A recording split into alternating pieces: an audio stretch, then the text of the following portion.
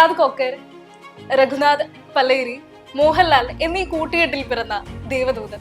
ഞാൻ പോയത് കണ്ട ശേഷം അതിൻ്റെ ഒരു ക്വാളിറ്റിയെ പറ്റിയുള്ള ഒരു ബോധ്യം വന്ന ശേഷമാണ് ഞാൻ പറയുന്നത് നമുക്കിത് റീ എഡിറ്റഡ് വേർഷൻ കൂടെ ആക്കാം. ഈ സിനിമ ഞങ്ങൾക്ക് പറയാനുള്ള സിനിമ എന്താണ്? ഈ 7 Bells എന്ന് പറയുന്ന കൺസെപ്റ്റൊക്കെ രഘുവിൻ്റെ കോൺട്രിബ്യൂഷൻ. ആദ്യം കേട്ടപ്പോൾ തന്നെ വിദ്യാസാഗറിൻ്റെ മനസ്സിൽ ഇത് കയറി കഴിഞ്ഞു. പക്ഷെ ആ പടം തിയേറ്ററിൽ ഫ്ലോപ്പായപ്പോൾ ഇവരെ പോലെ തന്നെ എനിക്ക് ഭയങ്കര വിഷമമുണ്ടായിരുന്നു. ഞങ്ങളെല്ലാവരും ഡിപ്രഷനിലേക്ക് പോയപ്പോഴും ഇത് ഞാൻ എവിടെയെങ്കിലും പ്രൂവ് ചെയ്യും.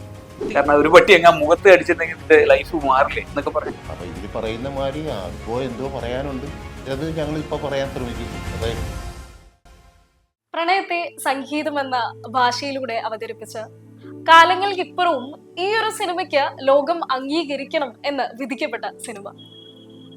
സിബി മലയിൽ, സിയാദ് കോക്കർ, രഘുനാഥ് പല്ലേരി, മോഹൻലാൽ എന്നീ കൂട്ടുകെട്ടിൽ പിറന്ന ദേവദൂതൻ 24 വർഷങ്ങൾക്ക് ശേഷം മലയാളത്തിലേക്ക് എത്തുമ്പോൾ, പ്രേക്ഷകരിലേക്ക് എത്തുമ്പോൾ, ആ ഒരു റീ റിലീസിന് എത്തി നിൽക്കുമ്പോൾ അതിന്റെ director Sibi Malayil sir, producer Siyad cocker, നമ്മളുടെ ഏവരുടെയും പ്രിയപ്പെട്ട മഹേശ്വർ വിനീത് കുമാർ നമ്മോടൊപ്പം ചേരുന്നു. നമസ്കാരം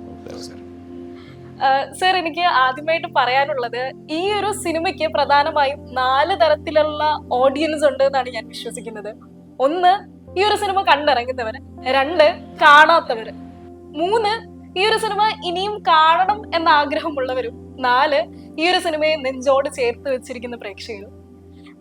24 വർഷങ്ങൾക്ക് ശേഷം ഇത് ഒന്ന് റീ റിലീസ് ചെയ്യണം എന്ന് തോന്നിപ്പിക്കാൻ സാറിനെ പ്രേരിപ്പിച്ചത് എന്താണ്? ഇത് പൊതുവെ ഈ സിനിമ 24 വർഷങ്ങൾക്ക് മുൻപ് തിയേറ്ററിൽ വന്ന സമയത്ത് ജനിച്ചിട്ടില്ലാത്ത, അല്ലെങ്കിൽ ആ പ്രായത്തിൽ സിനിമയെ കണ്ട് തിരിച്ചറിവില്ലാത്തൊരു പ്രായത്തിലുണ്ടായിരുന്നൊരു ജനറേഷൻ ഇന്ന് ഈ സിനിമയെക്കുറിച്ച് വലിയ രീതിയിൽ സോഷ്യൽ മീഡിയകളിൽ അവർ യൂട്യൂബിലൊക്കെ കണ്ട ഒരു അനുഭവം വെച്ചിട്ട് പങ്കുവയ്ക്കുന്ന കാര്യങ്ങളുണ്ട്.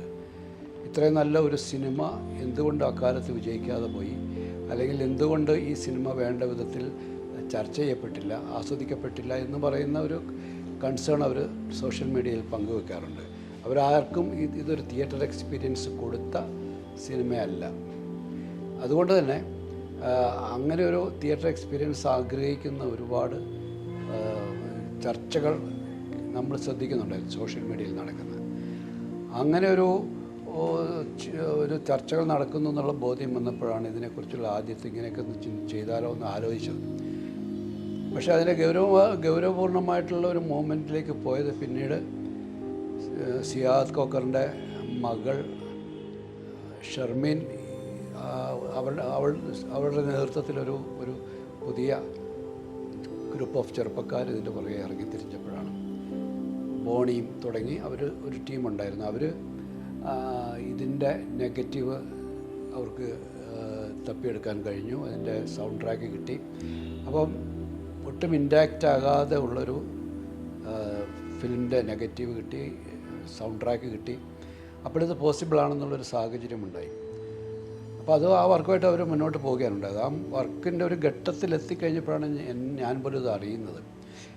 ഞാൻ പോയത് കണ്ട ശേഷം അതിൻ്റെ ഒരു ക്വാളിറ്റിയെ പറ്റിയുള്ള ഒരു ബോധ്യം വന്ന ശേഷമാണ് ഞാൻ പറയുന്നത് നമുക്കിത് റീ എഡിറ്റഡ് വേർഷൻ കൂടെ ആക്കാം. കാരണം അന്ന് കണ്ട ഒരു വിഷ്വൽ അല്ല ഇന്ന് ഈ കാലഘട്ടത്തിൽ കൊടുക്കേണ്ടത്.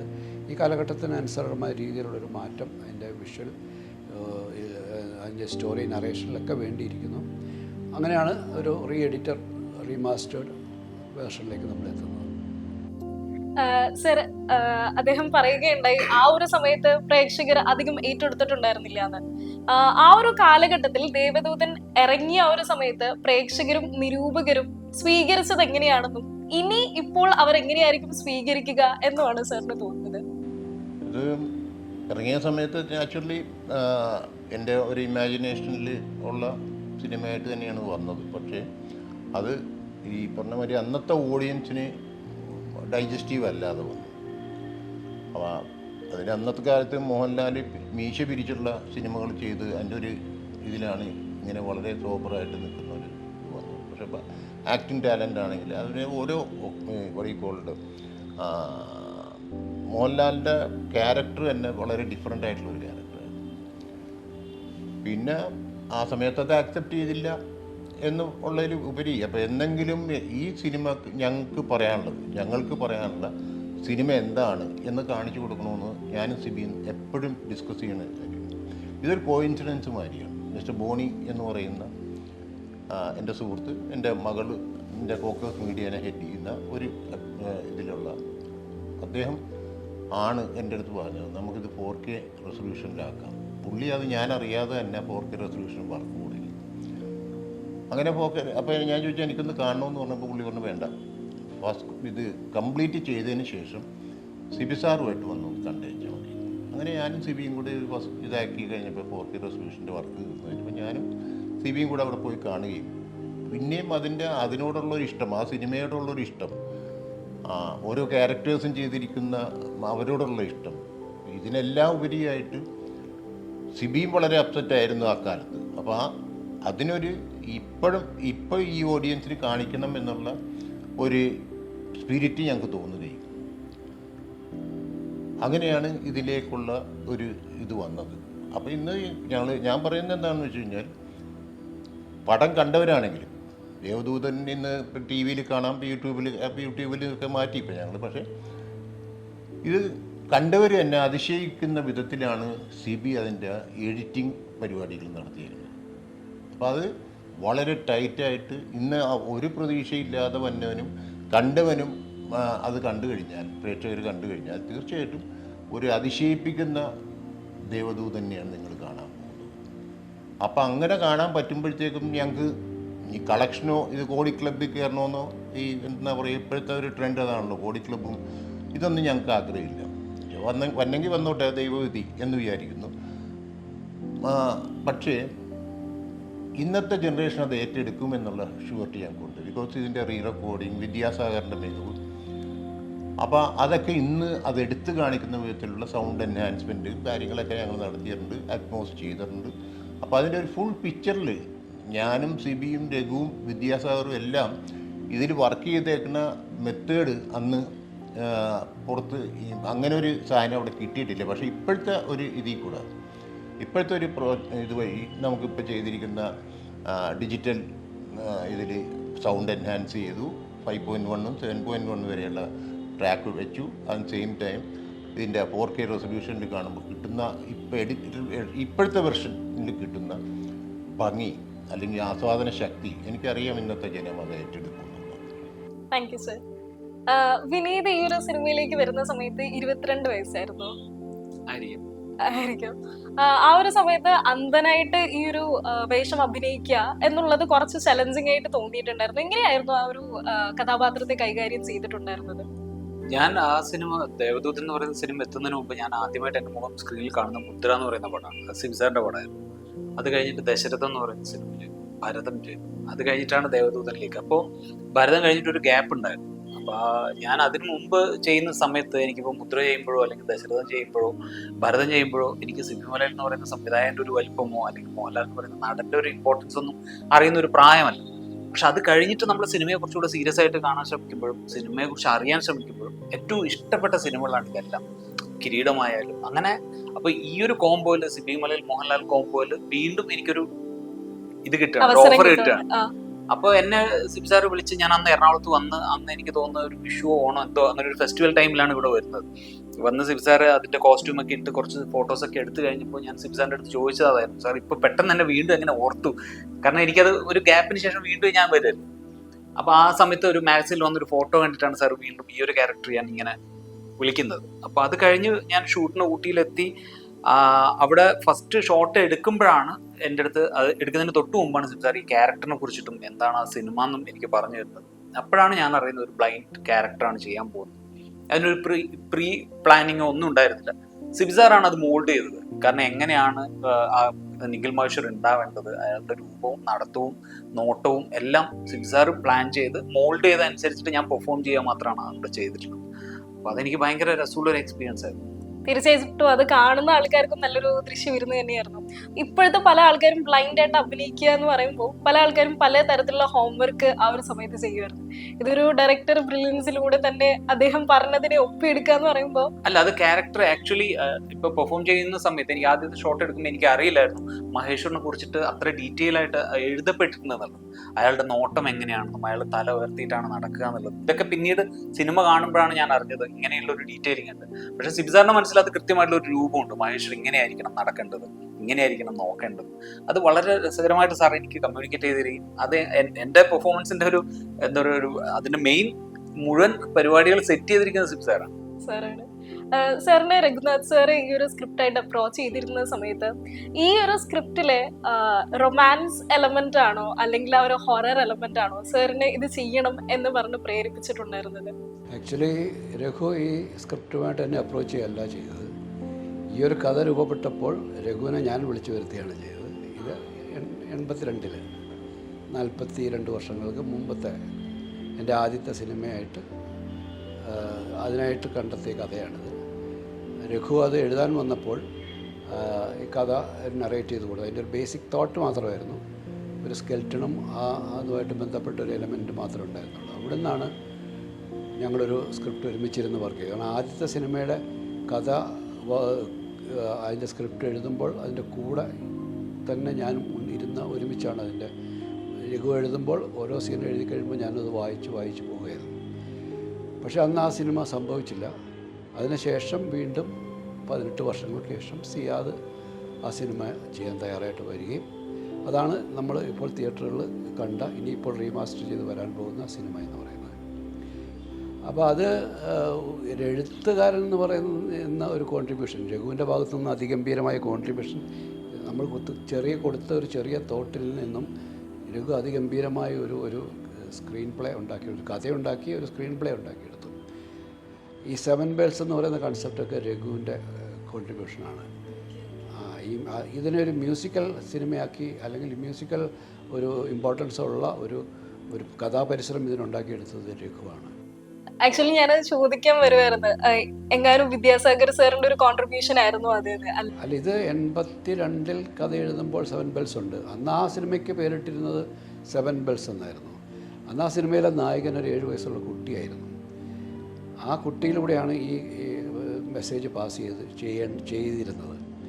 പിന്നീട് 82 ശേഷം 18 വർഷങ്ങൾക്ക് ശേഷം 2000 എത്തുമ്പോൾ ആ കഥയിൽ ഞങ്ങൾ കാര്യമായൊരു മാറ്റം വരുത്തിയത് ഇതൊരു ക്യാമ്പസ് സ്റ്റോറിയാക്കി മാറ്റി. ക്യാമ്പസിൽ പഠിക്കുന്ന 2 ചെറുപ്പക്കാരുടെ ഇടയിലേക്ക് പ്രണയം വരികയും പ്രണയം അവരിലേക്ക് പ്രണയം ഇൻജക്റ്റ് ചെയ്യുകയും എന്നിട്ട് അവരെ ഈ ഒരു മെസ്സേജ് പാസ് ചെയ്യാനായിട്ട് ഉപയോഗിക്കുകയും ചെയ്യുന്നൊരു ഘട്ടമായ ഒരു രീതിയിലാണ് ആ സ്ക്രിപ്റ്റ് റീവർക്ക് ചെയ്തത്. അത് കഴിഞ്ഞ് മോഹൻലാലിൻ്റെയിലേക്ക് എത്തുമ്പോഴേക്കാണ് ആ രണ്ടാമത്തെ വേർഷൻ എഴുതുമ്പോൾ ആണ് വിദ്യാസാഗറിനെ അതിലേക്ക് നമ്മൾ കൊണ്ടുവരുന്നത്. അതിൻ്റെ സെക്കൻഡ് വേർഷൻ്റെ ഫസ്റ്റ് റൈറ്റിംഗ് കഴിഞ്ഞ് വിദ്യാസാഗറിനെ നമ്മളിവിടെ വിളിച്ചു വരുത്തി. അദ്ദേഹം അത് കേട്ടു. അദ്ദേഹത്തിൻ്റെ അതിനെക്കുറിച്ചുള്ള റെസ്പോൺസ്, ഇൻപുട്സ് എല്ലാം നമ്മൾ മനസ്സിലാക്കിയിട്ടാണ് അതിൻ്റെ ആ വേർഷൻ്റെ രണ്ടാമത്തെ ഒരു റൈറ്റിങ്ങിലേക്ക് പോകുന്നത്. അത് കംപ്ലീറ്റ് ചെയ്ത് കഴിയുമ്പോഴത്തേക്കും മോഹൻലാൽ ഇതിലേക്ക് എൻ്ററായി. മോഹൻലാൽ എൻ്ററായതോടുകൂടി വീണ്ടും മാറ്റങ്ങൾ വരുത്തി ആ സ്ക്രിപ്റ്റിന്. മോഹൻലാലിനെ കൂടെ ഇൻക്ലൂഡ് ചെയ്യാൻ പറ്റുന്ന മാറ്റങ്ങൾ വരുത്തി. മോഹൻലാൽ വന്നതുകൂടിയാണ് എന്തൊരു മഹാനുഭാവലും എന്ന് പറയുന്നൊരു മ്യൂസിക് ഒരു സിംഫണിയിലേക്ക് ഉള്ള ചിന്ത വരുന്നത്.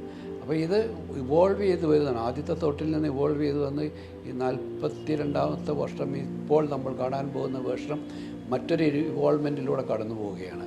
അത് അതിൻ്റെ ടെക്നിക്കൽ ഏരിയയിലുണ്ടാകുന്ന ഇവോൾവ്മെൻറ്റാണ്. ടെക്നിക്കലി വരുന്ന ആധുനികമായ എല്ലാ സാങ്കേതികതയും അതിൻ്റെ പരമാവധി ഉപയോഗപ്പെടുത്തിക്കൊണ്ടുള്ളൊരു വേർഷനാണ്. അപ്പം ഇതൊരു ട്രാവലായിരുന്നു. ഈ കഥ ഒരു വിത്ത് പോലെ ഒരു കഥ 82 നമ്മുടെ മുമ്പിൽ എത്തുകയും അത് പല രീതിയിൽ വളർന്ന് അതിന് ട്രാൻസ്ഫോർമേഷൻ സംഭവിച്ച് 2000 അതൊരു സിനിമയായിട്ട് രൂപപ്പെട്ട് പ്രേക്ഷകരുടെ മുമ്പിലെത്തിയ പ്രേക്ഷകരെ നിരാകരിച്ചു.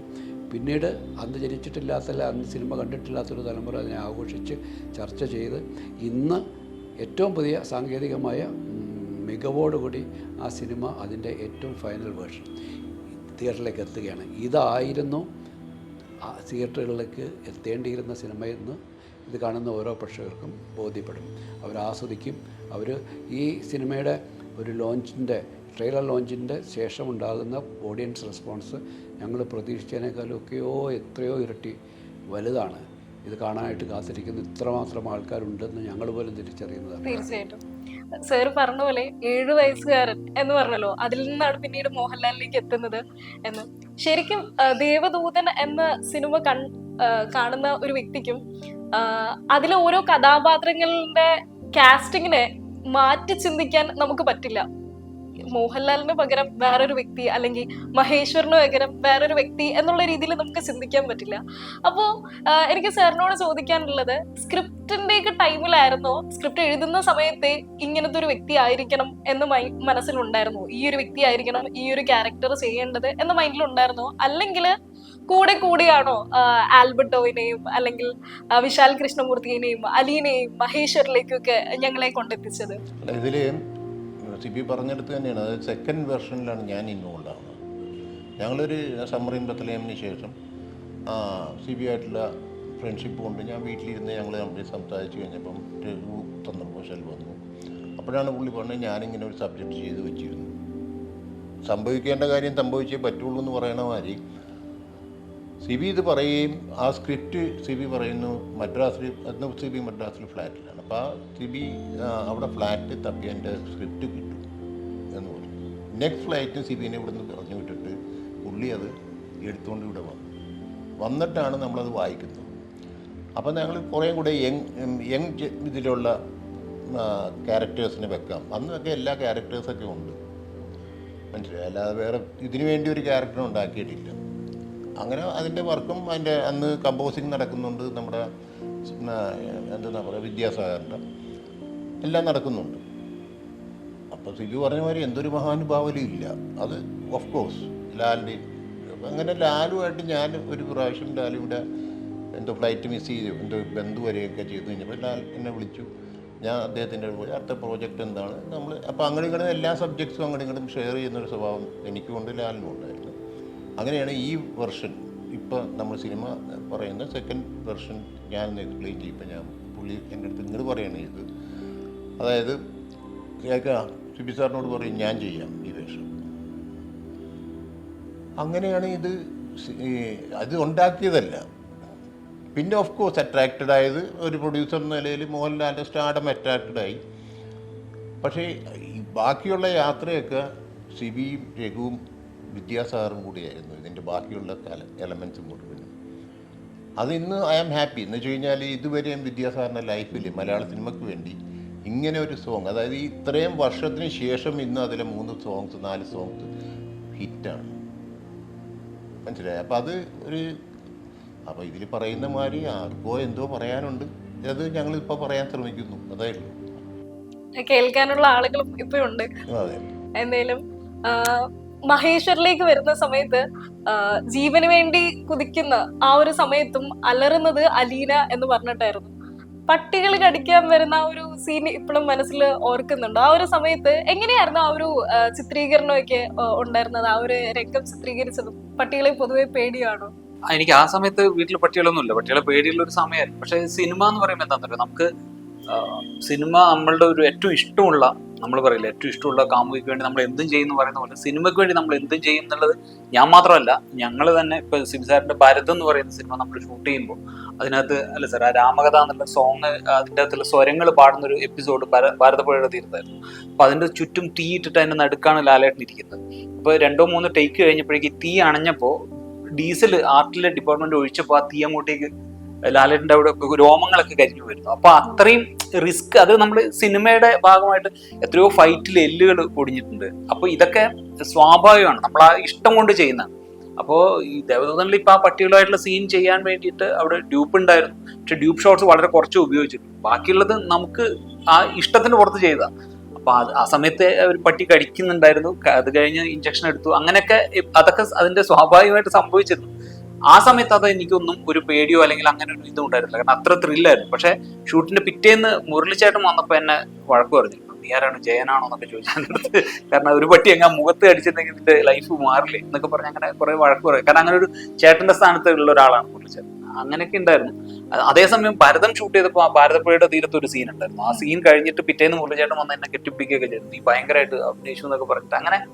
അങ്ങനെ രസകരമായിട്ടുള്ള കുറെ അനുഭവങ്ങൾ സിബ് പടങ്ങളിൽ എനിക്കുണ്ടായിരുന്നു. അപ്പോൾ ദേവദൂതനിൽ ആ പട്ടിയുടെ സീൻസ് ആ സമയത്ത് കുറച്ച് ചെയ്യാനുള്ള ബുദ്ധിമുട്ട് ഒഴിച്ച് നിർത്തിയാൽ ബാക്കി അത് ഭയങ്കര ത്രില്ലോടുകൂടി ഞാൻ ചെയ്തൊരു സീനാണ്. അത് എന്നെ ഏറ്റവും എക്സൈറ്റ് ചെയ്യിപ്പിക്കുന്ന അതിനകത്തുള്ള പാട്ടുകളാണ്. ഐ മീൻ അത്രയും ഒരു മ്യൂസിക്കലി ഇത്രയും പിന്നെ ആ സിനിമയുടെ ഒരു ജോണർ എപ്പോഴും എനിക്ക് തോന്നുന്നു അന്ന് റിലീസാവുന്ന സമയത്തല്ല സാർ, ആ സമയത്ത് ഒരു ജോണർ കൺഫ്യൂഷൻ ഉണ്ട് ആളുകൾക്ക്, ഇത് ഹൊററാണോ. അത് അൾട്ടിമേറ്റ്ലി അതിനകത്തുള്ള റൊമാൻസ് ഉണ്ടല്ലോ, ആ പ്രണയം എന്ന് പറയുന്നത് എറ്റേൺ ആണ്. ആ എറ്റേണിറ്റി ആണ് ശരിക്കും ഇപ്പൊ വീണ്ടും ഇതിനെ തിരിച്ചു കൊണ്ടുവന്നതെന്നാണ് ഞാൻ മനസ്സിലാക്കുന്നത്. കാരണം ആ ഈ കോവിഡ് പീരീഡിലൊക്കെ അതിനകത്തുള്ള പ്രണയവും അതിനകത്ത് പറഞ്ഞിരിക്കുന്ന ഓരോ ഡയലോഗ്സും എടുത്തിട്ട് പറയുന്നു. കാരണം അത് മിസ് ചെയ്യുന്നുണ്ടെന്ന് തോന്നുന്നു ഇപ്പോഴത്തെ ജനറേഷൻ. ശരിക്കും അതിപ്പോ കോളേജിന്റെ ഒക്കെ ആരെങ്കിലും വല്ല സ്റ്റാറ്റസോ അങ്ങനെ എന്തെങ്കിലും ഇടുവാണെങ്കിൽ മോഹൻലാൽ സാർ ആ ഒരു സമയത്ത് പറഞ്ഞതുണ്ട്, ഇത് ഞാൻ പഠിച്ച കോളേജാണ്, ഇവിടെയുള്ള കണ്ണടച്ചാൽ എനിക്ക് എന്നെ കാണാം എന്നുള്ള ആ ഒരു ഡയലോഗും. അതുപോലെ തന്നെ പ്രണയങ്ങളുടെ കാര്യത്തിലാണെങ്കിൽ നിഖിൽ മഹേശ്വരനെ കുറിച്ച് അലീന എഴുതുന്ന ആ ഒരു ഇതുണ്ട്, അലപോലെ ശാന്തമായിരിക്കുകയാണ് പ്രണയം എന്നുള്ള രീതിയിൽ. അതിനകത്തുള്ള എല്ലാ വരികളും ഭയങ്കര പോയറ്റിക് ആണ്, ഡയലോഗ്സ്. അതിന്റെ കൂടെ തന്നെ കൈതപ്രസാദ് സാറിന്റെ വരികൾ ഭയങ്കര രസമാണ്. നീ അറിയ ജന്മമുണ്ടോ, നീ അറിയ യാത്രയുണ്ടോ എന്നൊക്കെയാണ് കരളേനൻ കൈപിടിച്ച ആ സോങ്ങിൽ വരുന്നത്. പോയി വരുവോളം നിനക്ക് ഞാൻ തരുന്നു ഇത് സ്വരം എന്നാണ് നിഖിൽ മഹേശ്വർ പറയുന്നത്. പോയി വരുവോളം നിനക്ക് ഞാൻ തരുന്നു എൻ മനം എന്നാണ് അലീന പറയുന്നത്. അങ്ങനെ ഭയങ്കരമായിട്ട് പ്രണയത്തെ, ആ ഇന്റൻസ് പ്രണയം അന്ന് ആളുകൾ തിരിച്ചറിഞ്ഞില്ല, പിന്നീട് അത് തിരിച്ചറിയുകയും ആ എസൻസിലേക്ക് പ്രേക്ഷകർ എത്തി നിൽക്കുമ്പോഴാണ് ഇപ്പൊ അത് റീ റിലീസ് ചെയ്യുന്നത്. അതെ, ഇതിപ്പോ റീ റിലീസ് ചെയ്യാനുള്ള ഒരു അവസരം ആണ് ഇപ്പോ കിട്ടിയിരിക്കുന്നത്. ഇനി ജൂലൈ 26 റീ റിലീസ് ചെയ്യാൻ പോവാണ്. അപ്പോ ഇതിൽ എന്തെങ്കിലും തരത്തിൽ റീബൂട്ട് ചെയ്യാൻ ഒരു അവസരം കിട്ടിയിട്ടുണ്ടായിരുന്നെങ്കിൽ, ഒന്നും കൂടെ എന്തെങ്കിലും തരത്തിലുള്ള മാറ്റം സാറിന് സ്ക്രിപ്റ്റിലോ അല്ലെങ്കിൽ എന്തെങ്കിലും തരത്തിലുള്ള മാറ്റം വരുത്താൻ സാധിച്ചിട്ടുണ്ടായിരുന്നെങ്കിൽ എന്തെങ്കിലും മാറ്റം വരുത്തുമായിരുന്നോ? ഇല്ല, ഇതിനകത്ത് നമുക്ക് വരുത്തേണ്ടിയിരുന്ന മാറ്റം വരുത്തി. അതൊരു റീ എഡിറ്റിംഗ് ആയിരുന്നു. കാരണം നമ്മൾക്ക് ഈ സിനിമയിൽ അന്ന് നമുക്ക് ഒരു എന്താണ് ചില കൂട്ടിച്ചേർക്കലുകളുണ്ടായി. അല്ലെങ്കിൽ പ്രധാന മോഹൻലാൽ എന്ന് പറയുന്നൊരു താരം വന്നതോടുകൂടി ആ ഒരു താരസങ്കല്പത്തിന് അനുയോജ്യമായ ചില എലമെൻറ്റ്സ് അതിലേക്ക് ആഡ് ചെയ്തിരുന്നു. അന്ന് ശരിക്കും നമ്മളുടേതായിട്ടുള്ളൊരു ധാരണ പിശകുകൊണ്ടാണ്. ഒരു താരം വരുമ്പോൾ താരത്തിൻ്റെ ഓഡിയൻസിനെ കൂടെ സാറ്റിസ്ഫൈ ചെയ്യുന്ന ചില എലമെൻറ്റ്സ് ഉണ്ടാകണമെന്ന് വെച്ചിട്ട് അതിനകത്ത് ഫൈറ്റ്, കോമഡി എന്നൊക്കെ പറയുന്ന കുറച്ച് കാര്യങ്ങൾ ആഡ് ചെയ്യേണ്ടി വന്നു. അത്തരം ആഡ് ചെയ്ത കാര്യങ്ങൾ ഈ എച്ച് കെട്ടിയാൽ മുഴച്ചിരിക്കുമെന്ന് പറയുന്ന പോലത്തെയുള്ള ആ ഒരു യോജിക്കാത്തൊരു ചില ഭാഗങ്ങൾ അതിനകത്തുണ്ടായിരുന്നു. അതിനെ റീ എഡിറ്റ് ചെയ്ത് കഴിയുമ്പോഴത്തേക്കും ഇത് ശരിക്കും നമ്മൾ എന്താണോ പറയാൻ ഉദ്ദേശിച്ചത് അത് കൃത്യമായിട്ടും അതിലേക്ക് മാത്രം കോൺസെൻട്രേറ്റ് ചെയ്യുന്ന ഒരു വേർഷനാണിത്. ശരിക്കും പറഞ്ഞു കഴിഞ്ഞാൽ പ്രണയത്തിനെ പറ്റി ഇങ്ങനെ ഒരു സിനിമ ഞാൻ കണ്ടിട്ടില്ല. ബിക്കോസ് ഓഫ് കോഴ്സ് പ്രണയം ഉണ്ടാകുന്ന സമയത്ത് ഭയങ്കര ജോളിയായിരിക്കും, അതിനുശേഷം ഡിപ്പാർട്ടഡ് ആവും. പക്ഷേ ഇതേമാതിരി അത് പറഞ്ഞിട്ടില്ല. ഇപ്പോൾ വരികളിലൂടെയാണ് കൈതപ്രം തിരുമേനിയുടെ വരികളിലൂടെയാണെങ്കിലും നമ്മുടെ വിദ്യാസാഗറിൻ്റെ മ്യൂസിക്കിനോടാണെങ്കിലും അത് ഭയങ്കരമായിട്ട് ഇപ്പം നമുക്കത് ഭയങ്കരമായിട്ട് എനിക്ക് ഈ രണ്ടാമത്തേത് കണ്ടു കഴിഞ്ഞപ്പോൾ കരളെ എൻ്റെ കൈ പിടിച്ചാൽ എന്ന് പറയുന്ന ആ സോങ്, അതൊക്കെ കണ്ണീന്ന് അറിയാതെ വെള്ളം വന്നു പോയി. ബിക്കോസ് അതിൻ്റെ ക്ലാരിറ്റി, ഇന്ന് വന്നേക്കുന്ന ക്ലാരിറ്റി, അതിൻ്റെ വരികളുടെ ബ്യൂട്ടി, അതേമാതിരി മറ്റേ സോങ് പറയുമ്പോഴുണ്ട് എൻ ജീവന്.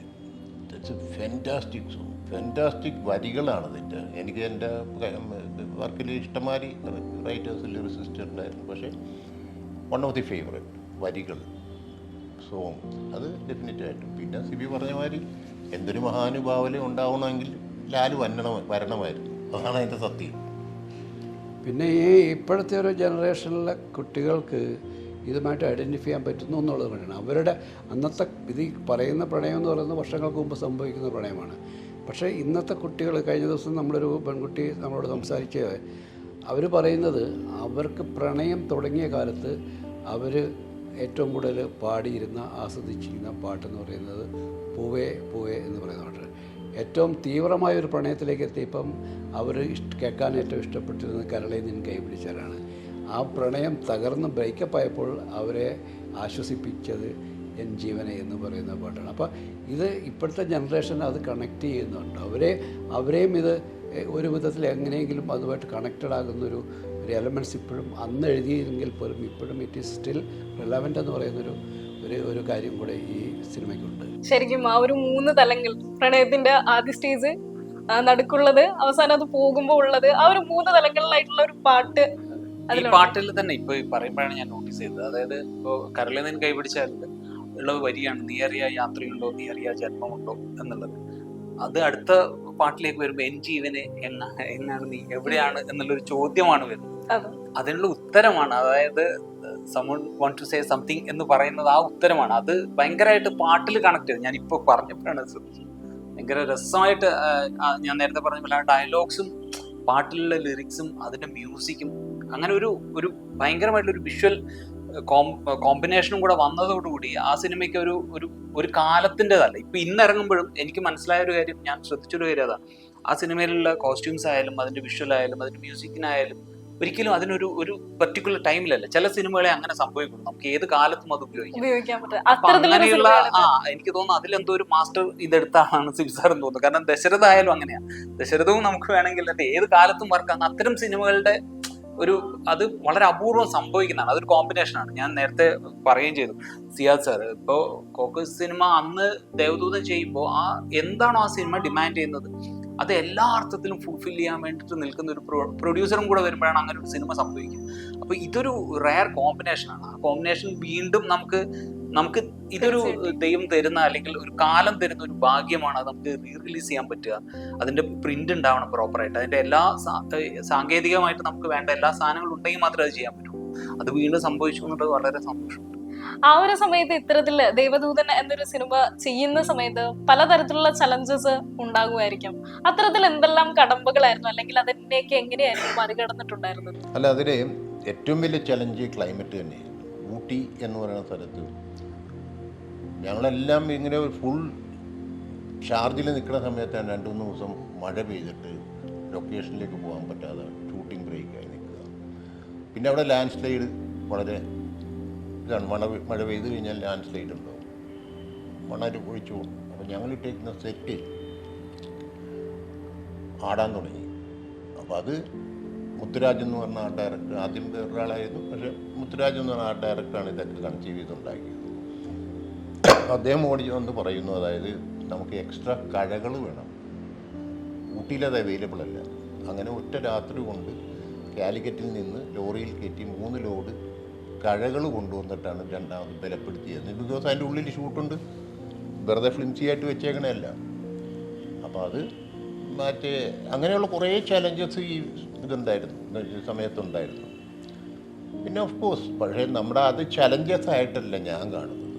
അതൊരു എന്താ പറയുക, ഒരു ഇൻവോൾവ്മെൻറ്റ്. അതേ സിനിമയിലും അങ്ങനെ തന്നെയാണ്. അതൊരു ഇൻവോൾവ്മെൻറ്റ്. ഞാനതിൽ ഇൻവോൾവ് ചെയ്യുമ്പോൾ സിബി എന്ന് പറയുന്ന ഒരു ഡയറക്ടറിനോട് അത് മനസ്സിലാക്കി. അപ്പോൾ അതുകൊണ്ടിട്ടാണല്ലോ ഞങ്ങളുടെ ഒരു കോമ്പിനേഷൻ ഇന്നും നിൽക്കുന്നത്. അപ്പോൾ അത് ആസ്വദിക്കുകയാണ് ചെയ്തത്, ആ ഇൻവോൾവ്മെൻറ്റ് ആസ്വദിക്കുകയാണ് ചെയ്തത്. അല്ല ഇതൊക്കെ തരണം ചെയ്യണം എന്നുള്ള മനസ്സുറപ്പോടുകൂടി തന്നെയാണ് നമ്മൾ അതിൽ പ്രൊഡ്യൂസറായിട്ട് ഞാൻ നിന്നേക്കുന്നത്. ഊട്ടിയിലെ ആ ഒരു ഗവൺമെന്റ് ആർട്സ് കോളേജ്, അവിടെ വെച്ചിട്ടായിരുന്നു ഷൂട്ടിംഗ് ഉണ്ടായിരുന്നത്. എനിക്ക് തോന്നുന്നു ആ ഒരു സിനിമയിലെ തന്നെ പ്രധാന പങ്ക് വഹിച്ചിട്ടുണ്ടായിരുന്ന ആ ലൈബ്രറി ആയിരുന്നു. അത് കംപ്ലീറ്റ് ഒരു സെറ്റ് ആയിരുന്നു എന്നായിരുന്നു പറഞ്ഞത്. അതിനെ കുറിച്ചായിരുന്നു ഇപ്പൊ പറഞ്ഞത്, ക്ലൈമറ്റ് വന്നപ്പോ അല്ലേ? ഈവൻ ദറ്റ് മ്യൂസിക് ബെല്ലായിരിക്കുന്ന 7 ബെൽസ് എന്ന് പറയുന്ന ഇരിക്കുന്ന ആ ഗ്ലാസ് ഹൗസ് ഒക്കെ ബിൽഡപ്പ് ചെയ്ത് നമ്മൾ അഡീഷണൽ ആയിട്ട് ഇട്ട കാര്യങ്ങളാണ്. അവിടെയൊക്കെ ഈ കാറ്റും മഴയും കൂടെ വന്നു കഴിഞ്ഞാൽ അത് നിന്നാലും ഞങ്ങൾക്ക് വണ്ടിയായിട്ട് പോകാൻ പറ്റില്ല അവിടെ, ബിക്കോസ് അത് മണ്ണൽ ഇളകിയിരിക്കുന്നുണ്ട്. പക്ഷെ അതൊക്കെ അതേമാതിരി ആർട്ട് ഡയറക്ടറിന് നല്ലൊരു ബ്രില്യൻസ് ഡെഫിനറ്റ് ആയിട്ടും ഞങ്ങൾ മുത്തുരാജ് ഇന്ന് ഇപ്പോൾ എവിടെ എത്തിയിരിക്കുന്നു എന്ന് വെച്ചാൽ കമലഹാസൻ്റെയും ഇവരുടെ ശങ്കറിൻ്റെ ഒക്കെ വളരെ പ്രോമിനൻ്റ് ആയിട്ടുള്ള ആർട്ട് ഡയറക്ടറാണ്. പക്ഷേ പുള്ളിക്ക് അങ്ങനെയൊന്നുമില്ല, ഞങ്ങളെ സിബി വിളിച്ചു വന്നു, അതേ ഉള്ളൂ. ഇതിനകത്തെ ഈ സിനിമയ്ക്ക് മൊത്തമായിട്ടൊരു വല്ലാത്തൊരു മിസ്റ്ററി എലമെൻറ്റ് കഥയിലുമുണ്ട്, അതിൻ്റെ ഓരോ സ്റ്റേജസിലുമുണ്ട്. ഇപ്പം ഞാൻ ആദ്യം പിന്നാമ്പുറത്തുണ്ട്, ഇതിൻ്റെ ഒരു ഗ്രോത്തിലുണ്ട്. നമ്മളാദ്യം ഈ സിനിമ തുടങ്ങിയ കാലം തൊട്ട് അതൊന്നും സംഭവിക്കാതെ പോയി. ഒരുപക്ഷെ അന്ന് ആ സിനിമ സംഭവിച്ചിരുന്നെങ്കിൽ, അന്ന് ഈ ഞാൻ ആ കൊച്ചുകുട്ടിയുമായിട്ടുള്ള കഥ അന്ന് ചെയ്തിരുന്നെങ്കിൽ, എൻ്റെ ആദ്യത്തെ സിനിമയായിട്ട് ചെയ്തിരുന്നെങ്കിൽ, ആ സിനിമ ഈ ദേവദൂതൻ ഇറങ്ങിയപ്പോൾ സ്വീകരിക്കപ്പെടാതെ പോയ പോലെ അതിനും 18 വർഷങ്ങൾക്ക് മുമ്പ് സ്വീകരിക്കപ്പെടാതെ പോകുമായിരുന്നു. എത്ര നല്ല സിനിമയാണെങ്കിലും അതിനെ ഉൾക്കൊള്ളാൻ പറ്റുന്ന ഒരു കാലഘട്ടമായിരുന്നില്ല അതെന്ന് ഇപ്പോൾ നമ്മൾ തിരിച്ചറിയുന്നു. അന്ന് ആ സിനിമ നടന്നിരുന്നുവെങ്കിൽ അത് തിയേറ്ററിൽ വരികയും പരാജയപ്പെടുകയും ആദ്യ സിനിമ തന്നെ പരാജയപ്പെട്ട് ഇൻഡസ്ട്രിയിൽ പിന്നെ നിൽക്കാൻ സ്പേസ് ഇല്ലാത്തൊരു ഡയറക്ടറായിട്ട് ഞാൻ വിസ്മരിക്കപ്പെട്ടു പോകുമായിരുന്നു. അപ്പം അതിനും അന്ന് സംഭവിക്കാതിരുന്നത് മറ്റൊരു തരത്തിലൊരു ഭാഗ്യമായിട്ട് ഇപ്പോൾ ഞാൻ തിരിച്ചറിയുകയാണ്. അതുകൊണ്ട് എനിക്ക് ഇൻഡസ്ട്രിയുടെ ഭാഗമായി നിന്നുകൊണ്ട് എനിക്ക് എൻ്റേതായിട്ടുള്ളൊരു സ്പേസ് കിട്ടിയ ശേഷം ഈ സിനിമ ചെയ്യാൻ കഴിയും. എന്നെ വിശ്വസിച്ച ഒരു പ്രൊഡ്യൂസർ ഉണ്ടാകുന്നു. പക്ഷേ അതും കഴിഞ്ഞ ശേഷം ഈ സിനിമ വീണ്ടും 24 വർഷങ്ങൾക്ക് ശേഷം അത് ഉണ്ടാകണമെങ്കിൽ ഈ സിനിമയിൽ ഉണ്ടായ ചില മിസ്റ്ററികൾ പോലെ കാലം സൂക്ഷിച്ചു വെച്ച ചില ഭാഗ്യങ്ങളുണ്ട്. അത് ഇന്ന് ഒരു സിനിമയുടെ നെഗറ്റീവ് അവൈലബിൾ അല്ലാത്തടത്ത് ഇതിൻ്റെ സൗണ്ട് ട്രാക്ക് യാതൊരു പോറലും വെക്കാതെ നമ്മുടെ കയ്യിലിട്ടിരിക്കുന്നത് അതൊരു മിസ്റ്ററിയാണ്. അത് ഈ കഥയിലെ 2 കഥാപാത്രങ്ങൾ അവരുടെ ദൗത്യം നിർവഹിച്ച ശേഷം അപ്പം തന്നെ മരണപ്പെടുന്നുണ്ട്. അതൊന്ന് സ്തേവ എന്ന് പറയുന്ന ക്യാരക്ടറാണ് അച്ഛൻ ഈ രഹസ്യം കമ്മ്യൂണിക്കേറ്റ് ചെയ്ത അടുത്ത ദിവസം അയാൾ മരിക്കുകയാണ്. അതുപോലെ മുരളിയുടെ കഥാപാത്രം അയാളുടെ ഉള്ളിലുള്ള രഹസ്യങ്ങളൊക്കെ പങ്കുവച്ച ശേഷം അയാൾ മരിക്കുകയാണ് എന്ന് പറയുന്ന പോലെ പല കാര്യങ്ങളും ഈ മിസ്റ്ററി എലമെൻ്റ് ഇങ്ങനെ കിടക്കുകയാണ്. ഇന്നിപ്പോൾ ഈ സിനിമയുടെ ഈ ഒരു 42 വർഷങ്ങൾക്ക് ശേഷം ഒരു സിനിമ ആദ്യം കാണിച്ച ഒരു സിനിമ തിയേറ്ററുകളിൽ വീണ്ടും ഒരു പുതിയ കാലഘട്ടത്തിലേക്ക് കൊണ്ടുവരുന്ന ആ പുതിയ കാലഘട്ടത്തിൻ്റെ എല്ലാ സാങ്കേതിക പൂർണ്ണതയോടും കൂടി എത്തിപ്പെടാൻ കഴിയുന്നതിനകത്തും ഒരു അത്ഭുതമുണ്ട്. അപ്പോൾ ഇതെന്നെങ്കിലും എവിടെയെങ്കിലും ആരെങ്കിലും എപ്പോഴെങ്കിലും പറയേണ്ട ഒരു കഥയായിരുന്നു. ആ പറയേണ്ട കാലം ഇതാണ് എന്നുള്ളതിലേക്ക് എത്തുകയാണ്. തീർച്ചയായിട്ടും ഈ സബ്ജക്റ്റിനെ ഉദ്ദേശിച്ചിട്ട് ഇതിൻ്റെ റീബർത്ത് എന്ന് പറയുന്നത് ഇപ്പം അദ്ദേഹം പറഞ്ഞ മാതിരി തന്നെ ഇതൊരു മിസ്റ്ററി ഉണ്ട്. അല്ലെങ്കിൽ ബോണി എന്ന് പറയുന്ന എൻ്റെ സുഹൃത്തിന് ഫോക്കസ് മീഡിയയിൽ വരാൻ എൻ്റെ മകളുമായിട്ടൊക്കെ ഇത് ചെയ്യാനാണ് എൻ്റെ അടുത്ത് സംസാരിക്കാനുള്ള ഒരു ഫ്രീഡവും കാര്യങ്ങളും വെച്ചിട്ട് തന്നെ അദ്ദേഹം ഒരു ദേവദൂതനായിട്ട് എത്തിയിട്ടാണ് ഈ ദേവദൂതൻ ഇപ്പോൾ ഈ ഇതിലിറങ്ങുന്നത്. അത് പറയാതിരിക്കാൻ എനിക്ക് നിവൃത്തിയില്ല. ബിക്കോസ് ഞാൻ ഇനീഷ്യലി എടുത്ത ഒരു സ്ട്രെയിനല്ല ഇവർ ആദ്യം ഇനീഷ്യലി എടുത്തത്. അപ്പോൾ എനിക്ക് എവിടെയും അത് പറയണം. നമ്മൾ കാര്യം കണ്ടു കഴിഞ്ഞാൽ മറക്കുക എന്ന് പറയുന്ന ഒരു സ്വഭാവം എനിക്കില്ലാത്തതുകൊണ്ട്. ആൻഡ് സെയിം ടൈം ഇപ്പം അന്നും പ്രൗഡായിട്ട് തന്നെയാണ് ഞാൻ നിന്നിരുന്നത്. ഇന്നിപ്പോൾ ഡബിൾ പ്രൗഡാണ്. ബിക്കോസ് ഞങ്ങളുടെ കാഴ്ചപ്പാടിനോട് ഇതിൻ്റെ ഒരു റിലീസ് ഡേറ്റ് ട്രെയിലർ ലോഞ്ച് ഉണ്ടായിരുന്നു. മോഹൻലാലും എല്ലാവരും ഇവരൊക്കെ വന്നിരുന്നു. അതിനുശേഷം ഞങ്ങൾക്ക് കിട്ടുന്ന ഫീഡ്ബാക്ക് മുഴുവനും ഇങ്ങനെയുള്ള പ്രണയപ്പെട്ടവരുടെയൊക്കെ മുമ്പിൽ ഞങ്ങൾ പോയി പറഞ്ഞുള്ളൂ. അത് ചാനൽ ഇൻ്റർവ്യൂസിലാകാം, മറ്റുള്ള വിഷയങ്ങളിലാകാം, എല്ലാം ഇങ്ങനെയുള്ള പ്രണയിച്ച കുട്ടികൾ ഓരോ സമയത്ത് ഇപ്പോൾ സിബി പറഞ്ഞ മാതിരി ഓരോ സമയത്ത് ഓരോ പാട്ടുകൾ പാടി എന്ന് പറയുന്ന മാതിരി ഇതിപ്പോൾ ഇപ്പോൾ കുറേ എല്ലാവരും ഇതിൻ്റെ ഫീഡ്ബാക്ക് ഈസ് ടു ഗുഡ്. ഞങ്ങളെ സർപ്രൈസ് ചെയ്യുന്ന വിധത്തിലുള്ള ഫീഡ്ബാക്കാണ് ഞങ്ങൾക്ക് കിട്ടിക്കൊണ്ടിരിക്കുന്നത്. അപ്പോൾ അത് നമുക്ക് ലെറ്റസി ഒരു ദേവദൂതനായിട്ട് വരും എന്നുള്ള പ്രതീക്ഷയുണ്ടാവും. അതെ, വിനീതിലേക്ക് വരുവാണെന്നുണ്ടെങ്കിൽ ഇതിനു മുന്നേയും ഒരുപാട് സിനിമകൾ ചെയ്തിട്ടുണ്ട്, അതിന് ശേഷവും ചെയ്തിട്ടുണ്ട്. എങ്കിലും പ്രേക്ഷകരുടെ മനസ്സിൽ ആ ഒരു പൂച്ചക്കണ്ണയ്ക്കോടെ ആ ഒരു നിഷ്കളങ്കതയോടെ കണ്ണു കാണാത്ത ഒരു മഹേശ്വരനെയാണ് വിനീത് എന്ന് പറയുമ്പോൾ ആദ്യം നമ്മളുടെ മനസ്സിലേക്ക് വരുന്നത്. ഒരു ആക്ടർ എന്ന നിലയിൽ professionally and personally Devadoothan എങ്ങനെയെടുക്കും? Devadoothan എനിക്ക് സ്പെഷ്യൽ ആവുന്നതിന് പല കാരണങ്ങളുണ്ട്. ഞാൻ നേരത്തെ സൂചിപ്പിച്ചതുപോലെ തന്നെ ഞാൻ പറഞ്ഞില്ലേ, ഇപ്പം നേരത്തെ പറഞ്ഞതായിട്ട് ഞാൻ ആഡ് ഓൺ ചെയ്ത് പറയാം. ഇപ്പോൾ 42 വർഷം മുമ്പ് സിബി സാർ കൺസീവ് ചെയ്തൊരു സിനിമ ഈ 42 വർഷത്തിന് ശേഷം അതിൻ്റെ ഒരു ഫൈനൽ ഫോമിലേക്ക്, കാരണം ഇതിനു മുമ്പ് ഇറങ്ങിയ വേർഷൻ സാർ തന്നെ പറഞ്ഞതുപോലെ അത് പൂർണ്ണമായിരുന്നില്ല, അല്ലെങ്കിൽ എന്താണ് പറയാനുണ്ടായിരുന്നത് എന്ന് സാറിന് പൂർണ്ണമായിട്ട് പറയാൻ പറ്റാതെ പോയൊരു വേർഷനാണ്. അതിൻ്റെ ഒരു ഫൈനൽ വേർഷനിലേക്ക് ഈ 42 വർഷം ഇത് ട്രാവൽ ചെയ്ത് എത്തുമ്പോൾ ഇതിനകത്ത് ഞാൻ വിശ്വസിക്കുന്ന ഒരു പവർ എന്ന് പറയുന്നത് സിബി മലയിൽ എന്ന് പറയുന്ന സംവിധായകന്റെ ഈ കാലത്ത് അദ്ദേഹത്തിന് ഈ പ്രസക്തി ഉണ്ട് എന്നുള്ളതല്ലേ. അത് കൊണ്ട് ആ ഒരു ഫോമിലേക്ക് ഈ സിനിമ, കാരണം ഇത് എനിക്ക് ഭയങ്കര സർപ്രൈസിങ് ആയിരുന്നു, ഭയങ്കര എക്സൈറ്റിംഗ് ആയിരുന്നു. വീണ്ടും റിലീസ് ചെയ്യുന്നു, സാർ എന്നെ ഒരു പ്രിവ്യൂ കാണാൻ വേണ്ടിയിട്ട് പോയപ്പോഴാണ് എന്നോട് നമുക്ക് വീണ്ടും കാണണം എന്ന് പറഞ്ഞപ്പോൾ എനിക്കറിയില്ല, ഞാനിങ്ങനെ ഓർക്കരുത് എന്തിനായിരിക്കും സാർ എന്നെ വീണ്ടും കാണണം എന്ന് പറഞ്ഞത്, ഇനി പുതിയ പടം ചെയ്യാൻ പോവായിരിക്കും, എന്താ പ്ലാൻ എന്നുള്ളത്. പിന്നെയാണ് സിയാദ് വിളിച്ചിട്ട് പറയുന്നത് ഇങ്ങനെ നമ്മുടെ റീ റിലീസ് ഉണ്ട്. കാരണം ഇത് പല റൂമേഴ്സ് ഞാൻ ഇങ്ങനെ കേൾക്കുന്നുണ്ടായിരുന്നു. നമ്മൾ പ്ലാൻ ചെയ്യുന്നതിന് മുമ്പ് തന്നെ എനിക്ക് തോന്നുന്നത് പ്രേക്ഷകർ അല്ലേ പലരും ഇത് റീ റിലീസ് ഡിമാൻഡ് ചെയ്യുന്നുണ്ടായിരുന്നു. അപ്പൊ ഞാൻ വിചാരിച്ചു അത് വെറും റൂമേഴ്സ് ആയിരിക്കും, അങ്ങനെ ഒരു പ്ലാൻ ഉള്ളതായിട്ട് എനിക്കറിയില്ല. അപ്പൊ വീണ്ടും ഇത് വരുമ്പോൾ ആ ഒരു എക്സൈറ്റ്മെന്റ് ഭയങ്കരമാണ്. അപ്പോൾ നിഖിൽ മഹേശ്വർ എന്ന് പറയുന്ന ഒരു ക്യാരക്ടർ, ആ ക്യാരക്ടറിലൂടെ നമ്മൾ അത് വളരെ അപൂർവം, ഇപ്പൊ ഞാനായിട്ട് വിചാരിച്ചാൽ എനിക്കൊരിക്കലും നിഖിൽ മഹേശ്വറിനെ ഉണ്ടാക്കാൻ പറ്റില്ല. അത് സാറിന്റെ മനസ്സിൽ ഫോം ചെയ്യണം. നേരത്തെ സാറ് പറയുന്നത് പോലെ ആദ്യം ഈ ആ കുട്ടീനെ വെച്ചിട്ടുള്ള വേർഷൻ അന്ന് ചെയ്യുകയാണെങ്കിൽ ഞാൻ ഉണ്ടാവില്ലായിരുന്നു ആ സിനിമയിൽ. അപ്പൊ അത് കഴിഞ്ഞിട്ട് അതെന്റെ ഭാഗ്യമാണ് അന്ന് ആ സിനിമ സംഭവിക്കാതെ പോയത്. അത് കഴിഞ്ഞ് വീണ്ടും സിനിമ സംഭവിച്ചിട്ട് ഞാൻ നേരത്തെ സൂചിപ്പിച്ചതുപോലെ തന്നെയാണ്, സിയാദ്ക്ക ഇതിനു വേണ്ടി അത്രയും സ്പെൻഡ് ചെയ്തിട്ടുണ്ട്. എന്റെ ആ കുട്ടിക്കാലത്ത് എനിക്ക് അത് പറയുന്നതിൽ സന്തോഷമുള്ളൂ. ഞാൻ എൻ്റെ ആ പ്രായത്തിൽ ഞാൻ അഭിനയിച്ച എല്ലാ സിനിമകളെക്കാളും എനിക്ക് ഏറ്റവും കൂടുതൽ റെമ്യൂണറേഷൻ കിട്ടിയ സിനിമയാണ്. ആ സമയത്ത് അന്നും ഇന്നും സിനിമയിൽ പലപ്പോഴും നമ്മൾ വർക്ക് ചെയ്ത് നമ്മളോട് കമ്മിറ്റ് ചെയ്ത പൈസ നമ്മൾ ചോദിച്ചാലാണ് നമുക്ക് പലപ്പോഴും കിട്ടുക. ഇതങ്ങനെയായിരുന്നില്ല. ഇത് ഞാൻ ഒരു ഷെഡ്യൂൾ കഴിഞ്ഞിട്ട് ഞാൻ വീട്ടിലേക്ക് പോകുമ്പോൾ എനിക്ക് കാറും ഉണ്ടാവും, കൂടെ പൈസയായിട്ട് ഒരാളും ഉണ്ടാവും.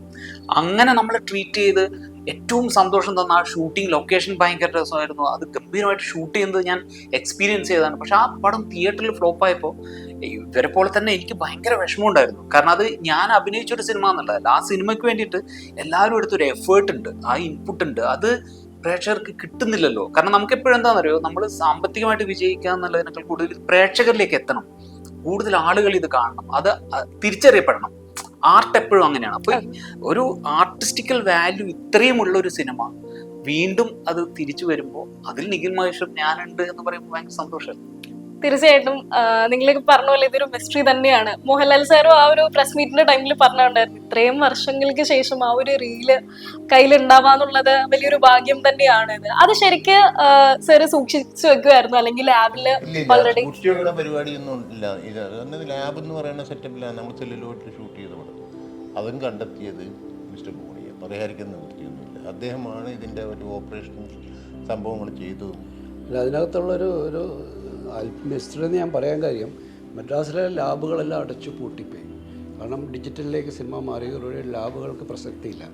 അപ്പോൾ പല ലാബുകളും അവർ എല്ലാവരും പ്രൊഡ്യൂസർമാരെയൊക്കെ അറിയിച്ചു, നിങ്ങളുടെ നെഗറ്റീവ്സൊക്കെ കൊണ്ടുപോയിക്കോളൂ, ഞങ്ങൾ പൂട്ടുകയാണ്. കെട്ടിടങ്ങൾ പൊളിച്ച് അവിടെയൊക്കെ ഷോപ്പിംഗ് മാളുകളൊക്കെ വന്നു കഴിഞ്ഞു. പഴയ വിജയവാഹിനി സ്റ്റുഡിയോയിലൊക്കെ ഷോപ്പിംഗ് മാളാണ്, ഹോട്ടലാണ്. അപ്പോൾ എല്ലാവരും പറയുന്നത് ഇനിയും നിങ്ങളത് കൊണ്ടുപോയിക്കോളൂ, നിങ്ങൾ എവിടെയെങ്കിലും കൊണ്ടുപോയി പ്രിസർവ് ചെയ്ത്. നെഗറ്റീവ് ഒരു നോർമൽ ടെമ്പറേച്ചറിൽ വെക്കാൻ പറ്റത്തില്ല, അതിനിപ്പോൾ ഒരു പ്രിസ്ക്രൈബ്ഡ് ആയിട്ടുള്ളൊരു ടെമ്പറേച്ചറിൽ അത് സൂക്ഷിച്ചാലേ അത് നശിക്കാതിരിക്കുള്ളൂ. പക്ഷേ പലരും മേടിക്കാതെ പോയി, അങ്ങനെ അതങ്ങ് തീർന്നു പോയി. ഒരുപാട് പടങ്ങളുടെ നെഗറ്റീവ് ഇല്ല. ഇത് ഭാഗ്യത്തിന് നമുക്ക് കിട്ടിയെന്നുള്ളത് അത് മിസ്റ്ററി. ആരോ ഇത് കാത്തു സൂക്ഷിച്ച് വെച്ചിരുന്നു. ഇത് വീണ്ടും പറയാനുണ്ട്. ഈ പറയാനുള്ളത് കേൾക്കാനുള്ളവരിലേക്ക് എത്താത്തത് കൊണ്ട് തന്നെയായിരിക്കാം അത് സൂക്ഷിക്കപ്പെട്ടത്. ഇനി അത് ശരിക്കുള്ള ഓഡിയൻസിലേക്ക് തന്നെ ആണ് ഇനി എത്താനും പോകുന്നത്. പടത്തില് മ്യൂസിക്കിന്റെ പ്രാധാന്യം എടുത്തു പറയേണ്ട ഒന്നാണ്. അതിൽ വിദ്യാസാഗർജി എന്താ പറയാ, നമുക്ക് തന്നിരിക്കുന്ന ഓരോ മ്യൂസിക്കും നമ്മൾ അത്രയും ഹൃദയസ്പർശിയായിട്ട് തന്നെയാണ് എടുത്തിട്ടുള്ളത്. ആസ് എ ഡയറക്ടർ എന്നുള്ള നിലയിൽ സാറ് എന്തെല്ലാം നിർദ്ദേശങ്ങളായിരുന്നു വിദ്യാസാഗറിന് കൊടുത്തിട്ടുണ്ടായിരുന്നത്? ഈ സിനിമയുടെ സാധാരണ നമ്മളൊരു സിനിമയിൽ ഒരു കഥ നമ്മൾ കംപ്ലീറ്റ് ചെയ്ത്, സ്ക്രിപ്റ്റ് കംപ്ലീറ്റ് ചെയ്ത് അതിനുശേഷമാണ് ഒരു മ്യൂസിക് ഡയറക്ടറിലോട്ടൊക്കെ നമ്മൾ അപ്രോച്ച് ചെയ്യുന്നത്. അവർ വരുന്നു, അവർ കഥ കേൾക്കുന്നു, പാട്ടിൻ്റെ സിറ്റുവേഷൻ കേൾക്കുന്നു എന്നൊക്കെ പറയുന്നത്. പക്ഷേ ഇതിന് നമ്മുടെ ആദ്യത്തെ റൈറ്റിംഗ് ഒരു ഡ്രാഫ്റ്റ് കഴിഞ്ഞപ്പോൾ തന്നെ വിദ്യാസാഗറിനെ നമ്മളിതിലേക്ക് കൊണ്ടുവന്നു. വിദ്യാസാഗർ ഇവിടെ വന്നിരുന്നു, അത് കേട്ടു, അതിനകത്തുള്ള മ്യൂസിക്കൽ സാധ്യതകളെക്കുറിച്ച് സംസാരിച്ചു. അദ്ദേഹത്തിൻ്റെതായിട്ടുള്ള ഒരു ഇൻപുട്സൊക്കെ അതിനകത്ത് വന്നു. അത് കഴിഞ്ഞാണ് രണ്ടാമത്തെ അതിൻ്റെ സെക്കൻഡ് റൈറ്റിങ്ങിലേക്ക് പോകുന്നത്. അപ്പോൾ അന്ന് ആദ്യം കേട്ടപ്പോൾ തന്നെ വിദ്യാസാഗറിൻ്റെ മനസ്സിൽ ഇത് കയറി കഴിഞ്ഞു. ഇതിൻ്റെ മ്യൂസിക് അദ്ദേഹത്തിൻ്റെ മനസ്സിൽ അറിയാതെ വർക്ക് ചെയ്യുന്നുണ്ടാവാം. അതുകൊണ്ടാണ് നമുക്ക് ഒരു ഫൈനൽ സിറ്റിങ്ങിൽ നമുക്ക് കൂടുതൽ ഡീറ്റെയിലിംഗ് ഒന്നും ആവശ്യമില്ല. കാരണം അദ്ദേഹത്തിന് അറിയാം, എനിക്കറിയാവുന്നത് തന്നെ ഈ കഥ അദ്ദേഹവും മനസ്സിലാക്കി കഴിഞ്ഞിരിക്കുന്നു. പിന്നെ അഡീഷണലായിട്ട് വന്നത് ഈ മോഹൻലാലിൻ്റെ ക്യാരക്ടർ വരുന്നതോടുകൊണ്ടായ പുതിയ മാറ്റം എന്ന് പറയുന്നത് ഈ എന്തൊരു മഹാനുഭാവനുമാണ്. ആ നിർദ്ദേശം വന്ന അദ്ദേഹത്തിൽ നിന്ന് തന്നെയാണ്. കാരണം ഒരു സിംഫണിക് ചെയ്യുന്ന ഒരു ഇൻ്റർനാഷണലി അക്ലൈംഡ് ആയിട്ടുള്ളൊരു മ്യൂസിഷ്യനാണ്, ഒരു ലെജൻഡാണ് എന്നൊക്കെ നമ്മൾ കഥയിൽ പറയുമ്പോൾ അതിനെ കണക്ട് ചെയ്യപ്പെടുന്ന ഒരു മ്യൂസിക് ഇതിനകത്ത് സംഭവിക്കണം. അത് പടത്തിൻ്റെ തുടക്കത്തിൽ ഇയാൾ is A brilliant master musician എന്നൊക്കെ പറയുന്ന അതിലേക്ക് കൊണ്ടുവന്ന എന്തൊരു മഹാനുഭാവലു എന്ന് പറയുന്നത് തന്നെ ഒരു ട്രിബ്യൂട്ടാണ്, ഒരു മഹാനായ സംഗീതജ്ഞനുള്ള ട്രിബ്യൂട്ടാണ്. അപ്പോൾ അത് വിദ്യാസാഗറിൻ്റെ സജഷനാണ് ആ കീർത്തനം എടുക്കാനായിട്ട്. അതിനെ ഒരു വെസ്റ്റേൺ ഫ്യൂഷനായിട്ട് കൊണ്ടുവന്നത് അദ്ദേഹത്തിൻ്റെ ബ്രില്യൻസ്. തീർച്ചയായിട്ടും അദ്ദേഹം സംഗീതത്തിന്റെ രാജാവാണെന്ന് ഒന്നുകൂടി അടിവരയിടുന്ന ഒരു സിനിമ കൂടി തന്നെയാണിത്. വിനീതിന് ഈ ഒരു സിനിമയിൽ ഏറ്റവും ഇഷ്ടപ്പെട്ട രംഗം ഏതായിരുന്നു? രംഗം അങ്ങനെ ഒരുപാട് രംഗങ്ങളുണ്ട് ഈ സിനിമയുമായി ബന്ധപ്പെട്ട് നമുക്ക് ഇഷ്ടമുള്ള ഒരുപാട് രംഗങ്ങളുണ്ട്. ഞാൻ അന്ന് കണ്ട ഓർമ്മയിൽ ഞാൻ പറയുന്നതാണ്, ഞാൻ ആ സിനിമേനെ ഇതാക്കി പറയല്ല, ഐ മീൻ ഇന്നത്തെ രീതിയിൽ ഞാൻ ആലോചിച്ചിട്ട് പറയുന്നതല്ല. അന്ന് തിയേറ്ററിൽ നിന്ന് കണ്ടപ്പോൾ എനിക്ക് എൻ ജീവന എന്ന് പറയുന്ന സോങ് ഭയങ്കരമായിട്ട്, കാരണം അത് ആ പടത്തിന്റെ സോളാണ്. അലീനയുടെ വിഷമവും അലീനയുടെ സങ്കടവും ഒക്കെ, കാരണം അലീന ഭയങ്കര അരഗന്റ് ആയിട്ടുള്ള ഒരു സ്ത്രീയാണ്. വിശാൽ കൃഷ്ണമൂഴിയുടെ അടുത്ത് പെരുമാറുന്നതൊക്കെ അങ്ങനെയാണ്. പക്ഷെ അവരുടെ സെൽഫിലേക്ക് പോയിട്ട് അവരെ കാണിക്കുന്ന ഒരു സോങ് ആണ്. അപ്പൊ ആ സോങ്ങില് ഞാൻ അന്ന് തിയേറ്ററിൽ നിന്ന് സിനിമ കാണുന്ന സമയത്ത് നമ്മളൊരു സാധാ പ്രേക്ഷകനായിട്ടല്ലല്ലോ കാണുന്നത്. ഞാൻ നിഖിൽ മഹേശ്വർ എന്നുള്ള രീതിയിലുള്ള എവിടെയോ നമ്മുടെ മനസ്സിൽ അങ്ങനെ ഒരു കണക്ഷൻ ഉണ്ട്. അപ്പൊ ഈ എൻ ജീവന എന്നുള്ള സോങ്ങിൽ ഈ ഹമ്മിങ് വരും, കരളിൽ കൈ പിടിച്ചാലുള്ള ആ ഹമ്മിങ് സറൗണ്ടിലേക്ക് വന്നപ്പോ ഞാൻ ഭയങ്കരമായിട്ട്, കാരണം ഒരു സോൾ പ്രസൻസ് എന്ന് പറയില്ലേ, അതാണല്ലോ ആ നിഖിൽ മഹേശ്വർ ഇല്ല എന്നുള്ളത് അറിയിക്കണം അലീനെ. അത് ഭയങ്കര രസമായിട്ടാണ് സാർ അത് വിഷ്വൽ ചെയ്തിട്ടുള്ളതും അതിന്റെ മ്യൂസിക് കോമ്പിനേഷനും എല്ലാം കൂടെ വന്നിട്ട് ഇപ്പൊ പറയുമ്പോൾ പോലെ എനിക്ക് അത് അത്ര എക്സൈറ്റ്മെന്റ് ഉണ്ട്. അത് ഞാൻ ഭയങ്കരമായിട്ട് എൻജോയ് ചെയ്തിരുന്നു അന്ന്. ഇന്ന് ഇനി തിയേറ്ററിൽ കാണുമ്പോൾ ഞാൻ ഒരുപക്ഷെ ആ കണക്ഷനോട് കൂടിയിട്ടായിരിക്കില്ല കാണാം. അപ്പൊ എനിക്ക് തിയേറ്ററിൽ വേറൊരു രീതിയിൽ അത് എക്സ്പീരിയൻസ് ചെയ്യാൻ പറ്റും. അന്ന് ഞാൻ 2 തവണ തിയേറ്ററിൽ നിന്ന് തന്നെ കണ്ടിരുന്നു. പക്ഷെ 2 തവണ കാണുമ്പോഴും എനിക്കൊരു സാധാ പ്രേക്ഷകനെ പോലെ അല്ല ഞാൻ ആ സിനിമ കണ്ടിരുന്നത്. അപ്പൊ ഇന്ന് എനിക്ക് കുറച്ചുകൂടെ സിനിമയെ മാറിയെന്ന് കാണാൻ പറ്റും തോന്നുന്നു. തീർച്ചയായിട്ടും. ഇനി അവസാനമായിട്ട് 4K വരുമ്പോൾ പ്രേക്ഷകർ ഇനി എന്തെല്ലാമാണ് ഇതിൽ നിന്ന്, ഞങ്ങൾ നേരത്തെ കണ്ടതിൽ നിന്ന് മറ്റെന്തെല്ലാം നമുക്ക് ആസ്വദിക്കാൻ സാധിക്കും? ടോട്ടലി ഞാൻ പറഞ്ഞല്ലോ, 4K എന്നുള്ള ഇപ്പോഴത്തെ ഡിജിറ്റൽ സംവിധാനം ഇപ്പം എൻ്റെ അറിവിൽ പെട്ടെടുത്തോളം 4K റെസൊല്യൂഷനിൽ സിനിമ ചെയ്യുക അതൊരു ഇതാണ് ഡിജിറ്റൽ ഇത് വന്നതിന് ശേഷം. പിന്നെ ഇതിൽ അറ്റ്മോസ് എന്ന് പറയുന്ന സൗണ്ട് സിസ്റ്റം ഇപ്പം ആസ് ഇറ്റ് ഈസ് ഇതിൻ്റെ അപ്പുറത്തേക്കൊന്നും അത് ചെയ്യാൻ പറ്റില്ല. ബിക്കോസ് ഈ സൗണ്ട് സിസ്റ്റത്തിൻ്റെ മാക്സിമമാണ് 5 ഈ പറഞ്ഞ അറ്റ്മോസ് എന്ന് പറയുന്നത്. പിന്നെ ഫോട്ടോഗ്രാഫീനെ ഉദ്ദേശിച്ചിട്ട് അന്ന് തന്നെ അത് ബ്യൂട്ടിഫുൾ ഫോട്ടോഗ്രാഫ്റ്റാണ്. പക്ഷേ ഇന്ന് 4K റെസൊല്യൂഷനിലേക്ക് മാറ്റിയപ്പോഴത്തേക്കുമാണ് അതിൻ്റെ മാറ്റ് തിളങ്ങി കാണിക്കുന്നത്. മനസ്സിലായി മാറ്റം അത് നമുക്കിപ്പോൾ മനസ്സിലാകുന്നത്. ഈ കോസ്റ്റ്യൂംസിൻ്റെയും അതേമാതിരി തന്നെ ബോഡി സ്ട്രക്ചർ എല്ലാത്തിൻ്റെയും ഒരു എന്താ പറയുക ഹൈ ഡെഫിനിഷൻ വ്യൂവർഷിപ്പാണ് നമുക്കതിൽ ഫീൽ ചെയ്യുന്നത്. അത് ഒരു തമാശയായിട്ട് പറയുകയാണെങ്കിൽ ഈ പറഞ്ഞ ജയപ്രദ മാഡം യൂസ് ചെയ്തിരുന്ന സാരിയുടെ കളർ ഇപ്പോഴാണ് ഞാൻ നോട്ട് ചെയ്യുന്നത്. അന്നൊന്നും നോട്ട് ചെയ്യാൻ പറ്റിയിട്ടില്ല. ബിക്കോസ് അത്രയും ബ്യൂട്ടിഫുൾ ആയിട്ടുള്ള കോസ്റ്റ്യൂംസാണ് അതിൻ്റെ. അപ്പോൾ ഇന്ന് കാലത്ത് വന്ന ഒരാൾ പറഞ്ഞത് എന്താണെന്ന് വെച്ചാൽ, ഒരു പെൺകുട്ടി പറഞ്ഞതെന്ന് വെച്ചാൽ അതെല്ലാം അപ്ഡേറ്റാണ് സാർ. ഇന്നും അതൊരു ഫാഷനാണ്. ആ സാരീസ് മുഴുവനും ഫാഷനാണ്. ഒരു നേരത്തെയുള്ള സാരികളെ മാതിരിയല്ല കാര്യങ്ങൾ. അത് definitely credit goes to CV sir. Of course അദ്ദേഹം ഈ SP സതീശൻ എന്ന് പറയുന്ന ഞങ്ങളുടെ കോസ്റ്റ്യൂമുകളുണ്ടായിരുന്നു. SP സതീശൻ്റെ അടുത്ത് ഇത് പറഞ്ഞു. പക്ഷേ പുള്ളിയുടെ ഒരു മെത്തേഡ് ഓഫ് വർക്കിങ്ങിൻ്റെ ഒരു പാറ്റേൺ അത് CB ആയിട്ട് ഡിസ്കസ് ചെയ്തിട്ട് ഇന്ന മാതിരി കോസ്റ്റ്യൂം കൊടുക്കട്ടെ ഇന്ന മാതിരി. അപ്പോൾ ആ ഇതിൻ്റെയും കൂടെ അത് ഇന്നും ഫാഷനബിളായിട്ടുള്ള ഡ്രസ് കോസ്റ്റ്യൂംസ് കാര്യങ്ങളൊക്കെയാണ്. ഇപ്പോഴും അത് കാണുമ്പോൾ ഒരു പഴമ തോന്നിക്കുന്നില്ല. അതാണ് 2000 ഈ ഒരു സിനിമ ചെയ്യാൻ തോന്നിപ്പിക്കുന്ന ഒരു സമയത്ത്, പ്രത്യേകിച്ച് അതിന്റെ അടക്കം ഒരു ഗ്യാപ്പ് വന്നു. നിങ്ങൾ 2 ആൾക്കാരും കൂടെ, രഘുസാറും കൂടെ കൂടിയിരുന്നപ്പോ ഇതൊരു ക്ലാസിക്കിലേക്ക് നയിക്കും എന്നൊക്കെ തോന്നിയിട്ടുണ്ടായിരുന്നു? ഇത് എക്കാലത്തെ മികച്ച ഒരു ക്ലാസിക് തന്നെയായിരിക്കും എന്നൊക്കെ ആദ്യം ചെയ്യുമ്പോഴേ തന്നെ അങ്ങനെ ധാരണ ഉണ്ടായിരുന്നു. ആദ്യത്തെ തോട്ടിൽ തന്നെ ഇതൊരു ഡിഫറെൻറ്റ് സിനിമയായിരുന്നു. കാരണം 82 ഇങ്ങനെ ഒരു കൺസെപ്റ്റ് ആർക്കും നമ്മളെ മലയാളത്തിൽ അങ്ങനെ ഒരു, ഇന്ത്യയിൽ തന്നെ അങ്ങനെ ഒരു കൺസെപ്റ്റ് ഉണ്ടായിട്ടില്ല. അതുകൊണ്ട് തന്നെ അതൊരു വളരെ വ്യത്യസ്തമായ സിനിമയാണ്. അതുകൊണ്ടായിരിക്കാം അന്ന് അത് നിർമ്മിക്കാൻ പോലും ഇപ്പം നവോദയയിലെ അപ്പച്ചൻ സാറിന് ആണ് അതൊരു ഫൈനൽ ഡിസിഷൻ എടുക്കേണ്ടിയിരുന്നത്. അവിടെ നിന്നൊരു ഫേവറബിൾ ഡിസിഷൻ വരാതിരുന്നത് ഇത് ഇവിടെ വർക്കാകുമോ എന്നുള്ളതിൻ്റെ അദ്ദേഹത്തിൻ്റെ ആ ഒരു കൺസേൺ ആയിരിക്കാം. പക്ഷേ ഇപ്പോൾ അത് ചെയ്ത് കഴിഞ്ഞ് 2000 എത്തിക്കഴിയുമ്പോഴും അതൊക്കെ ചെയ്യുമ്പോഴും ഒക്കെ നമുക്കറിയാം this is going to be different movie. അതുവരെ കാണാത്തൊരു ഒരു വിഷ്വൽ ട്രീറ്റാണ്, ഒരു കണ്ടൻറ്റാണ്, ഇതൊക്കെ നമുക്കറിയാം. പക്ഷേ ഇത് സ്വീകരിക്കപ്പെടാതെ പോയപ്പോൾ, ഇത് പരാജയപ്പെട്ടപ്പോൾ, ഞങ്ങളെല്ലാവരും ഡിപ്രഷനിലേക്ക് പോയപ്പോഴും എൻ്റെ മനസ്സിൽ എപ്പോഴും ഞാൻ പലരോടും ഷെയർ ചെയ്തിട്ടുണ്ട്, ഇത് ഞാൻ എവിടെയെങ്കിലും പ്രൂവ് ചെയ്യും. കാരണം എൻ്റെ തോട്ട് തെറ്റായിരുന്നില്ല.